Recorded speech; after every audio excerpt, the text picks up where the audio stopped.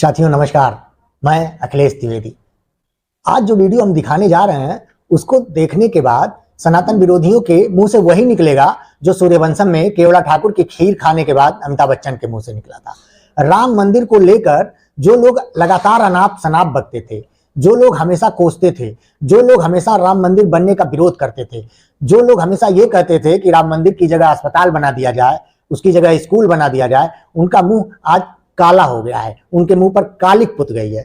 हम इस खबर को आपको विस्तार से बताएं उससे पहले अगर आप हमारे चैनल के लिए नए हैं तो पहले ये सब्सक्राइब करिए, घंटी बजाइए और अगर आपको खबर अच्छी लगे तो उसको लाइक करिए और उसको शेयर करिए। राम मंदिर बनने के खिलाफ क्या क्या नहीं बोला गया, क्या क्या जहर नहीं उगला गया, लोगों ने क्या क्या नहीं कहा, जरा कुछ लोगों की बात आप सुन लीजिए।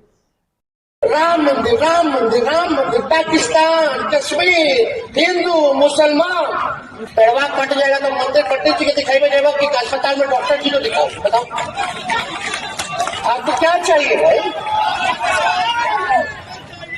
भूख लगेगा तो मंदिर जाइएगा, वहां तो दाने देना पड़ता है कि नहीं?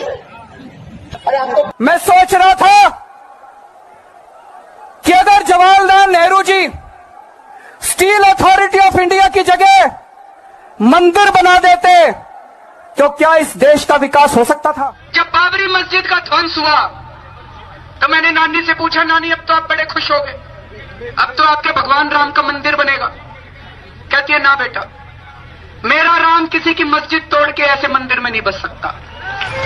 सर, राम मंदिर का उद्घाटन है, क्या राम मंदिर उद्घाटन में आप लोगों को सर आमंत्रण मिला है? जाएंगे? नहीं जाएगा। नहीं जाएंगे सर? आज इन लोगों का मुंह काला हो गया है, शर्म से पानी पानी हो गए हैं। अपने बयानों को इनको खुद ही ना निगलते बन रहा है ना उगलते बन रहा है।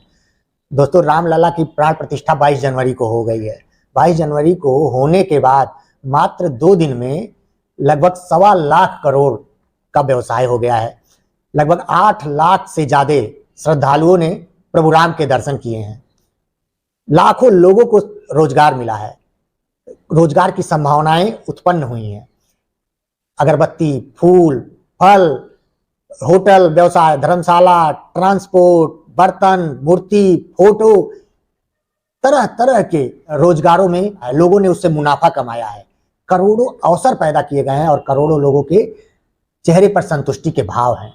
अभी जो लोग ये कह रहे थे कि स्कूल बना देना चाहिए, अस्पताल बना देना चाहिए, कि रोजगार के अवसर पैदा होंगे, उनको कुछ बोलते नहीं बन रहा है।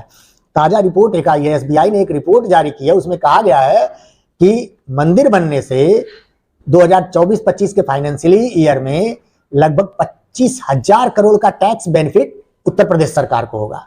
दोस्तों सोचिए कि कितनी बड़ी बात है। Confederation of all India traders CAIT के महासचिव प्रवीण खंडेलवाल ने कहा है कि देश के इतिहास में ऐसा पहली बार हुआ है जब आस्था और भक्ति के कारण देश के बाजारों में इतना सारा पैसा आया है, इतनी खरीदारी हुई है। और सबसे बड़ी बात कि ये खरीदारी छोटे छोटे व्यापारियों और लघु अति लघु उद्योगों के कारण हुई है। और ये जो पैसा आया है इससे जो बाजार में आर्थिक तरलता है उसको बढ़ावा मिलेगा, ये प्रवीण खंडेलवाल का कहना है। उन्होंने कहा इससे पहले कभी ऐसा हुआ ही नहीं था। उन्होंने कहा है छोटे छोटे लोग सिर्फ मंदिर से जुड़ी हुई अगर चीजों को देखा जाए तो भगवान राम की छोटी छोटी मूर्ति, भगवान राम की फोटो, भगवान राम की माला, भगवान राम की फूलबत्ती, भगवान राम के किताबें जो जिसमें उनकी उपासना की गई हो, ऐसे बहुत सारी चीजें बिकी हैं। मिठाइयां, करोड़ों किलो की मिठाइयां बिक गई। पर्यटन में लोग कहां कहां से आए, वो देखिए उस देश के आर्थिक विकास में उसका कितना बड़ा योगदान हुआ।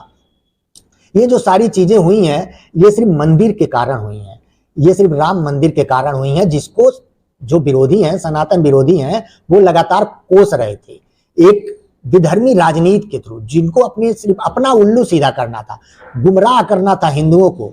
जो ये वामपंथी लोग हैं ये लगातार हमारे सनातन को टारगेट बनाकर उस पर प्रहार करते रहे हैं, लेकिन हमारा सनातन है कि ये जितना प्रहार करते हैं वो और मजबूत होकर निकलता है। और अब की बार भी राम मंदिर बनने के बाद, राम मंदिर में प्राण प्रतिष्ठा होने के बाद वो और मजबूत होकर निकला है। देश के विकास में उसका कितना रोल है यह उसने दिखा दिया है।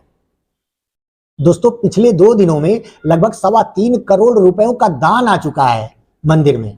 और अगर अनाज की बात करें तो इतना अनाज आ चुका है कि अयोध्या में उसको रखने के स्थानों की कमी हो गई है। हर गोदाम भर चुके हैं, हर वो जगह भर चुकी है जहां इस अनाज को रखा जाना था। कहा तो ये जा रहा है कि अगर पूरी अयोध्या 2 महीने तक बैठ कर खाए तो ये अनाज खत्म नहीं होगा। ये दोस्तों ये ऐसी चीज है, ये ऐसी श्रद्धा है और जो देश के विकास में धीरे धीरे अपने तरीके से सहायक सिद्ध होती है। शायद इनको ये बात मालूम नहीं है। जो देश जो मंदिरों के विरोध में, सनातन के विरोध में हमेशा गाते रहते हैं, कुचक्र फैलाते रहते हैं, उनको शायद ये बात मालूम नहीं है। देश के जो जितने भी बड़े मंदिर हैं वो कहीं ना कहीं स्कूल चलाते हैं, बहुत सारे अस्पताल उनके द्वारा संचालित होते हैं, लेकिन इन बातों को ये लोग बताते नहीं है। बताएंगे तो इनकी पोल खुल जाएगी और इसीलिए ये सनातन से चिढ़ते हैं। अगर एक रिपोर्ट आई थी उसके मुताबिक लगभग 7 लाख छोटे बड़े मंदिर जो रजिस्टर्ड हैं कहीं ना कहीं वो इस समय भारत में हैं। और भारत में अगर सरकारी नौकरी की बात की जाए दोस्तों, जो सरकारी नौकरी के सृजित पद हैं वो लगभग 3.5 से 4 करोड़ हैं, इससे ज्यादा नहीं है। मतलब इनके इतने लोग ही सरकारी नौकरी पर रहेंगे। राम मंदिर जो ये लगभग 7 लाख जो मंदिर हैं उनसे जो आय देखी गई थी वो भारत सरकार की लगभग 1.25 लाख करोड़ रुपए की, 1.25 लाख से 1.5 लाख करोड़ रुपए की आय थी भारत सरकार की, जिसमें से मात्र 15% दे दिया जाता है मंदिरों को अपने रख रखाव के लिए। बाकी 85% सरकार ले लेती है। अब सरकार ले लेती है तो वो पैसा कहाँ जाता है?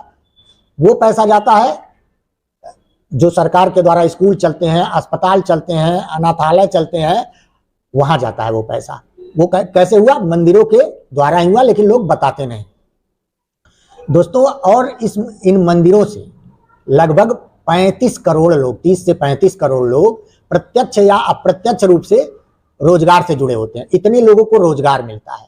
जरा सोचिए, सरकारी नौकरी मात्र 3.5 से 4 करोड़, मंदिरों पे आश्रित, मंदिरों से जो रोजगार पैदा हो रहा है छोटा या बड़ा, वो लगभग 30 से 35 करोड़। कितना बड़ा जो भारत के विकास में सहयोग है इन मंदिरों से है। लेकिन सनातन के विरोधी हमेशा मंदिरों के खिलाफ, सनातन के खिलाफ प्रोपोगंडा ही फैलाते रहे हैं। दोस्तों जो हमारे मंदिर हैं, जो सनातन के मंदिर हैं, वो देश के विकास में तो सहायक हैं ही, जो दूसरे धर्म हैं और दूसरे धर्म के जो संस्थान हैं उनके भी विकास में सहायक हैं। जो भारत के मंदिरों से पैसा सरकार के पास जाता है वो भारत में जो अल्पसंख्यक धार्मिक संस्थान हैं, भारत सरकार उनको भी जो अनुदान देती है वो इन्हीं पैसों से जाता है। मंदिरों के अलावा किसी भी धर्म का संस्थान, कोई भी धार्मिक संस्थान सरकार को पैसा नहीं देता है। सिर्फ मंदिर ही ऐसे हैं, हिंदू धर्म के संस्थान ऐसे हैं जो सरकार को पैसा देते हैं। जय हिंद दोस्तों, जय श्री राम।